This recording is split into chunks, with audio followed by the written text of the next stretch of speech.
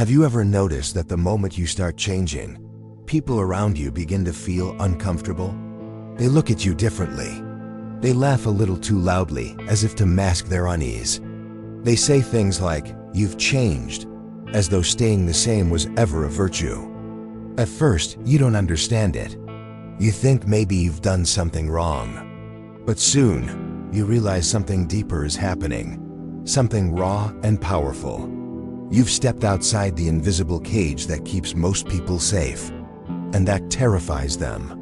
Because when you begin to think for yourself, you stop belonging to them. When you start speaking your truth, you break the spell of conformity that binds the herd together. They don't hate your growth. They fear what it reveals about their stagnation. Your evolution exposes their comfort. Your clarity mirrors their confusion. You can feel it, can't you? The tension in the room when you refuse to play small. The awkward silence when you no longer pretend. It's as if your very existence becomes a reminder that they've settled. And so, they try to pull you back, not because they want to destroy you, but because your transformation threatens the illusion that they are free. But here's the truth Nietzsche understood better than anyone. Every great transformation begins with isolation. When you walk the path of self-overcoming, you will lose many things: approval, belonging, even love. But what you gain in return is something divine: power, not over others, but over yourself. Because a mind that refuses to bow terrifies the weak. In the next few minutes, we're going to dive deep into the truth that most people spend their entire lives avoiding. The truth that pain, chaos, and rejection are not your enemies. They are the raw materials of strength. So if you've ever felt misunderstood, isolated, or broken for wanting more, stay with me until the end of this video. Because by the time we finish, you'll see that your suffering has always been your invitation to rise. And before we dive deeper, make sure to like this video, subscribe, and turn on the notification bell so you'll be the first to know when I release new videos that awaken the mind and liberate the soul. Every morning across America, millions of people wake up to the same quiet tragedy. The alarm rings, coffee brews, traffic hums, and life begins again on autopilot. They move like ghosts through routines they no longer feel. A 9-to-5 job that doesn't inspire. A relationship that no longer breathes. Endless scrolling through screens that promise escape but only deepen the emptiness. They call it normal life. But beneath that polished surface, something sacred is dying. You've seen it, haven't you? The glazed eyes of a coworker who's given up on his dreams. The forced laughter at another meaningless meeting. The endless chase for comfort. A new show, a new purchase, a new distraction. Anything to fill the silence where the soul used to speak. Because silence is dangerous. In silence, you start hearing the truth. And the truth is unbearable for most people. They've traded their potential for peace. Nietzsche called this the tragedy of the last man. The human being who has forgotten how to strive, how to suffer, how to become more than what he is. The last man doesn't want to fight, doesn't want to feel, doesn't want to grow. He only wants comfort. He worships pleasure, fears discomfort, and calls his obedience happiness. But you, if you are here, you already sense that comfort is not peace, it's sedation. You already know that real life begins the moment you stop running from your pain. Because pain, that thing you've been taught to avoid, is not the enemy. It is the invitation, the initiation, the beginning of awakening. Nietzsche wrote, "One must have chaos within to give birth to a dancing star." What he meant was that greatness, creation, and strength are not born in calm waters. They are forged in storms, in the mess, the confusion, the heartbreak, the despair. It's in those moments, when everything falls apart, that something ancient awakens inside you, something the modern world has forgotten. You can see it in those who've truly lived. The soldier who returned from war with eyes that have seen both hell and meaning.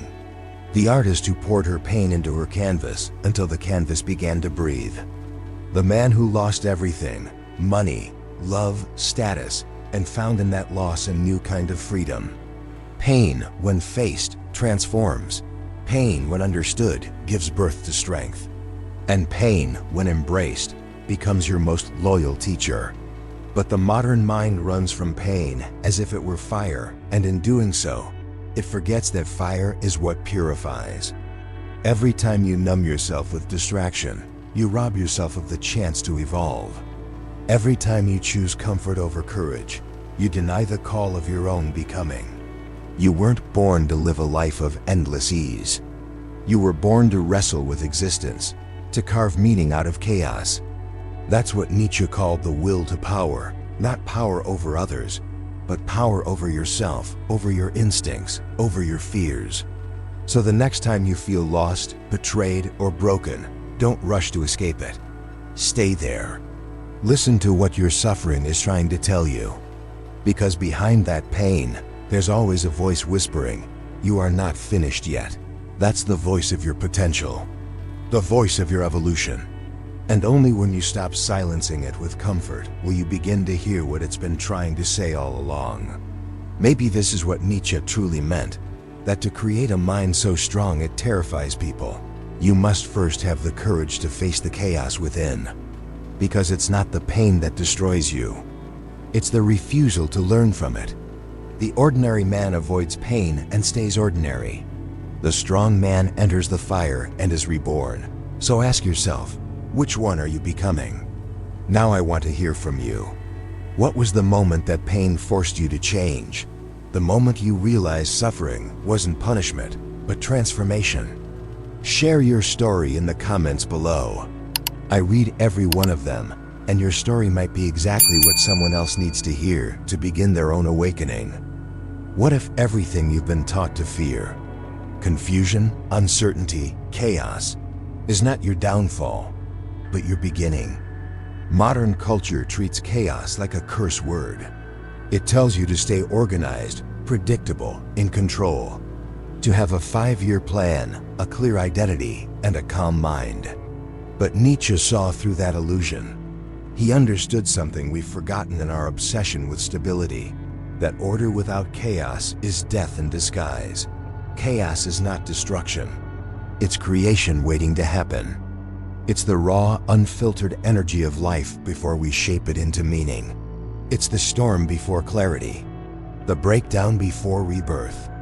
Think about the first moments of the universe, an explosion of light and matter spiraling into infinite possibility. Chaos created galaxies. Chaos created life. And yet we spend our entire existence trying to escape it, trying to domesticate the wildness within us until we become tame, harmless, and numb. But here's the truth. A life without chaos is a life without creation. Because chaos is the mother of transformation. Nietzsche didn't say, "Avoid the storm," he said, "Dance in it." The difference between those who remain small and those who transcend is not intelligence or luck. It's their relationship with chaos. The ordinary person collapses under uncertainty. The extraordinary person uses it as fuel. Look around you. The modern American lives surrounded by every comfort imaginable. Air conditioning, fast food, instant entertainment, constant distraction. Yet beneath all this luxury lies a silent epidemic, anxiety. People are more comfortable than ever, but also more afraid. They have endless options, but no direction. They chase pleasure, but forget purpose. Because in their desperate attempt to control life, they have killed its mystery. The paradox is this: when you try to make life safe, you make yourself fragile. Safety breeds fear, not peace. Control breeds chaos, not clarity. And the proof is everywhere, in the record levels of anxiety, in the constant noise we drown ourselves in the inability to sit alone without reaching for the phone. We've become allergic to silence because silence is where the real battle begins. Nietzsche saw this over a century ago. He warned that the pursuit of comfort would weaken the spirit, that men would become soft not from hunger or war, but from the quiet poison of routine. And he was right. Our chaos has been outsourced to screens. Instead of confronting the abyss within, we scroll through the abyss online. Instead of creating meaning, we consume distractions. But chaos never disappears, it only goes underground. And when you refuse to face it consciously, it will rise unconsciously as anxiety, as depression, as rage, as despair. That's the cost of denying your inner storm. Yet within that same storm lies the secret to strength. Because chaos is not there to destroy you. It's there to test you, to burn away what's weak so that what's real can remain. You don't build a powerful mind by meditating in perfect peace. You build it by confronting the noise inside you until silence becomes your ally, not your escape. To live deeply is to live dangerously. That's what Nietzsche meant when he said, "Live dangerously. Build your cities on the slopes of Vesuvius." He didn't mean recklessness. He meant intensity, the courage to live without guarantees, to embrace uncertainty as the price of freedom. Ask yourself, when did life feel most alive? Was it when everything went according to plan? Or was it when the plan shattered and you had to rebuild yourself from ashes? The truth is, chaos is not against you. It's for you. It's life's way of reshaping you into something greater, sharper, deeper, freer. So stop trying to silence the storm, learn to listen to it. It's speaking in a language older than words, the language of transformation. Maybe that's why Nietzsche said the dancing star is born from chaos, because only those who stop running from the fire can learn how to glow. So the next time everything falls apart, don't ask, "Why is this happening to me?" Ask, "What is this chaos trying to create through me?" Because maybe the destruction you fear is simply the universe clearing space for your rebirth. Now I want to know your thoughts. What does chaos mean to you? Has there been a moment when disorder or confusion led you to something powerful? A new version of yourself you didn't know existed? Share your story or your philosophy in the comments. I read them all, and your insight could awaken someone who needs to hear your truth. Let's strip this down to something real. Forget the abstract philosophy for a moment. Let's talk about what's happening right now in our streets, in our homes, and inside our minds.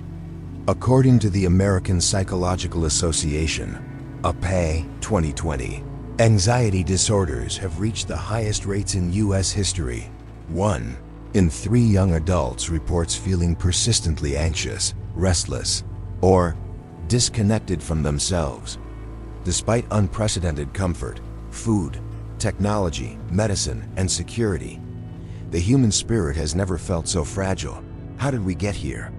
How can a generation that has everything still feel so empty? The answer is brutal. We've been taught to anesthetize pain instead of understand it. We treat suffering as a malfunction, not a message. The moment something hurts, we reach for something, a pill, a phone, a distraction, a new identity. We run from discomfort like prey running from a predator. But what if that predator is the very thing meant to make you stronger? Carl Jung once said, "Neurosis is always a substitute for legitimate suffering." In other words, the anxiety we feel today is not born from pain. It's born from avoiding it. When you suppress grief, fear, or anger, it doesn't disappear. It mutates. It becomes anxiety, addiction, burnout, and meaninglessness. We were never meant to live in constant pleasure. The human psyche was designed to grow through struggle, through tension, failure, and recovery. Every muscle, every neuron, every part of your being understands this law of evolution. Resistance creates strength. But modern life has inverted this truth. We no longer confront pain, we curate comfort. We don't heal, we hide. Think of the average day. You feel anxious, you scroll. You feel lonely, you text. You feel worthless, you post a photo for validation. You feel lost, you binge something to forget. But each escape only deepens the wound.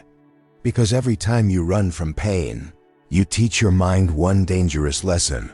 I cannot handle myself. And that belief is the foundation of weakness. Nietzsche would say, this is how the spirit dies, not through suffering, but through sedation. The more you protect yourself from pain, the smaller you become. The more you hide from the fire, the colder you grow. Yet look at those who have endured.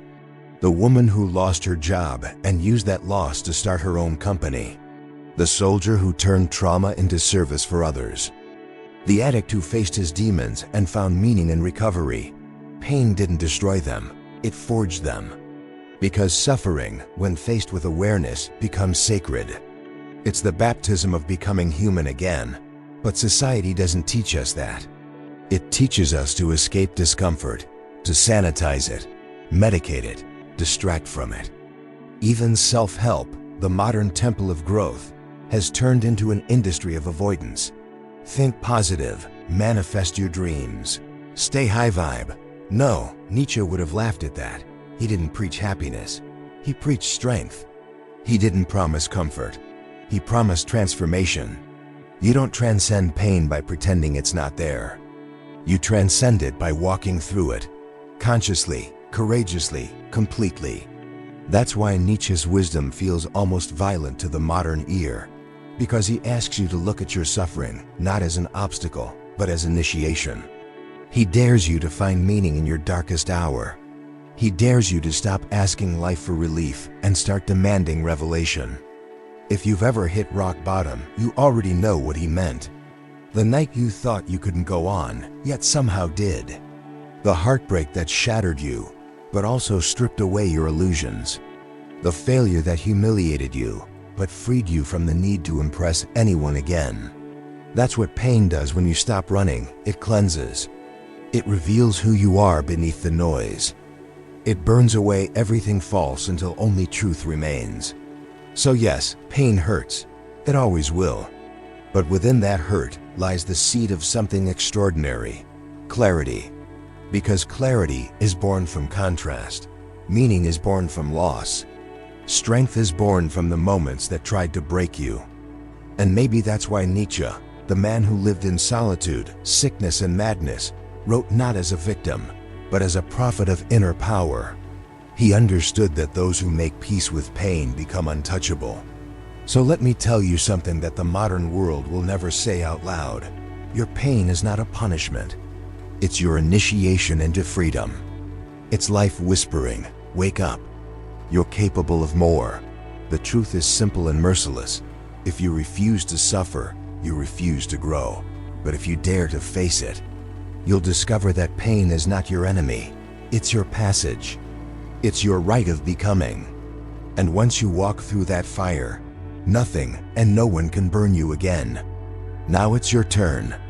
What's the moment in your life when pain became your teacher? When something that broke you also built you? Share your story in the comments below. I read them all. Because your story, your scars, might be the light that guides someone else out of the dark. There comes a point in every life when the ground beneath you begins to tremble. The career you once thought defined you feels hollow. The relationship that gave you comfort no longer feels alive. The beliefs that once made sense begin to fracture. And suddenly, the world you built starts to collapse. Not because it's evil, but because it's too small for who you're becoming. This moment, this spiritual earthquake, is what Nietzsche called the death of God. He wasn't celebrating atheism. He was describing something far more personal, far more terrifying. The death of God is the death of certainty. It's the collapse of every external authority you've relied on. The moment you realize no one is coming to save you. For centuries, people found meaning through religion, politics, culture, through someone else's rules. But Nietzsche warned that these ready-made truths were slowly killing the human spirit. Because the moment you hand your purpose to someone else, you lose the power to create it yourself. When God dies, when all illusions of control disappear, you're left staring into the abyss of your own freedom. No savior, no destiny, no script, just you. That's what terrified Nietzsche's generation, and ours too. Freedom sounds beautiful until it demands responsibility. Until you realize you can no longer blame anyone, not your parents, not society, not fate. Most people can't bear that weight. They rush to fill the void. They trade the old gods for new ones. Money, fame, status, attention. They worship comfort. They kneel before the algorithm. We've built temples made of screens and altars made of followers. We don't pray anymore. We post. And still we feel empty. Because what Nietzsche understood is that idols change, but slavery remains the same. The form evolves, but the dependency doesn't. That's why he issued his greatest challenge, the birth of a new kind of human, the Übermensch, the overman. The Übermensch is not a superhero, he's not a god. He's simply someone who no longer kneels before false authority. He has killed every weakness within him that begged for permission. He is free because he no longer needs to be told who he is. The Übermensch doesn't obey society's script, he writes his own. He doesn't chase acceptance, he cultivates mastery. He doesn't follow trends, he creates values. He isn't driven by fear, guilt, or reward. He is driven by vision, his own vision. To Nietzsche, that is the highest form of strength, not to dominate others, but to dominate yourself. Because once you master your mind, the world can no longer master you. You can see traces of this archetype in the few who live authentically despite the pressure to conform. Elon Musk, ridiculed for his ambition, but relentless in the pursuit of his vision. Steve Jobs, called obsessive, yet reshaped how humanity communicates. Or Marcus Aurelius, a Roman emperor who ruled not through ego, but through stoic self-control. What unites them is not genius, it's independence. They dared to stand apart. They stopped asking, "Is this allowed?" and started asking, "Is this worthy of me?" That question changes everything. Because once you stop seeking permission, you stop being a follower. And the moment you stop being a follower, you start becoming dangerous, not to others, but to the illusions that hold you hostage. That's why a truly liberated mind terrifies people. You can't manipulate someone who doesn't crave validation. You can't control someone who doesn't fear rejection. You can't shame someone who has already embraced his own darkness. Nietzsche understood that to create such a mind, you must first endure destruction. You must let your old identity burn. You must face the silence that comes when every comfort is stripped away. Because only in that emptiness can a new strength emerge, the strength of self-creation. That's the true meaning of the death of God, the death of illusion. And from those ashes rises the Übermensch, the self-created being who gives meaning to his own existence. This path is not easy. It's not meant to be. You will lose approval. You will face judgment. You will walk alone. But as Nietzsche wrote, the higher we soar, the smaller we appear to those who cannot fly. So rise anyway, let them misunderstand you. Let them call you arrogant, cold, distant. Because you know what they don't. Freedom will always look like rebellion to those who live in cages. The goal isn't to become better than others, it's to become real. And the real you, the one that no longer bows, is the most powerful force this world will ever see.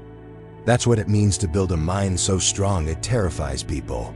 Not through noise or anger or dominance, but through calm, unwavering clarity. The kind of strength that makes others tremble, not because it attacks them, but because it reminds them of everything they've refused to become. Tell me, which part of this truth hit you the hardest? Was it the death of illusion, the burden of freedom, or the idea that your silence can shake the world? Share your reflection in the comments below. I read them all, and your words might awaken someone still trapped in the comfort you've escaped. There comes a moment in life when the noise fades, the masks fall, and all that's left is you, standing face to face with yourself. No distractions, no applause, no one to impress. That's when you finally understand what Nietzsche meant. The goal was never to dominate others, but to dominate yourself. Because true power has never been about control, it's about clarity. It's about knowing who you are when everything you thought defined you has disappeared. When there's no title left, no approval, no validation, and yet you still stand. That's the moment you stop being fragile. That's the moment you stop breaking every time life tests you. You see, the weak are not those who lack strength. They're the ones who betray themselves for acceptance. They bend to please, they hide to fit in, they silence their truth to stay loved. But strength, real strength, is the opposite. It's when you stop explaining yourself. When you stop begging to be understood. When you stop apologizing for your fire, your solitude, your hunger for something greater. Because every time you betray your truth, you give away your power. And every time you stand firm in silence, even when the world misunderstands you, you grow unshakable. That's the power Nietzsche was pointing to. Not the power to rule nations, but the power to rule your own mind. To face the chaos within and not crumble. To feel pain and not turn it into bitterness. To live without illusions and still find beauty in the void. When you reach that level of mastery, something incredible happens. You no longer react, you observe. You no longer chase what others chase. You no longer need to prove your worth because you know it's not up for debate. And that calm, that silence, terrifies people. Because your presence becomes a mirror that reflects everything they've been avoiding. Your steadiness exposes their fragility. Your discipline reveals their chaos. Your peace becomes a revolution. That's why a truly strong mind feels dangerous. Not because it seeks to destroy others, but because it cannot be destroyed by them. So stop waiting for the world to understand you. Stop trying to convince the blind to see. The moment you no longer need their validation, you are free. The moment you no longer chase belonging, you belong to yourself. And when that happens, when you rise above the noise, when you stop bowing to fear, when you finally trust the voice within, you become something unshakable. Not perfect, not untouchable, but real. Because the mind that terrifies others is the mind that has made peace with itself. And once you reach that peace, that sacred stillness Nietzsche spoke of, no criticism, no failure, no rejection can break you again. That's the kind of strength this world fears, and the kind it secretly longs for. If this message spoke to you, if it stirred something deep within, don't let it fade. Click like, subscribe, and turn on the notification bell so you'll be the first to see new videos that awaken your mind and challenge your limits. And tell me in the comments, which part of this message resonated with your soul? Was it the moment you realized strength is silence, or that freedom begins when you stop needing approval? Share your reflection, because your story might be the light that awakens someone else's strength.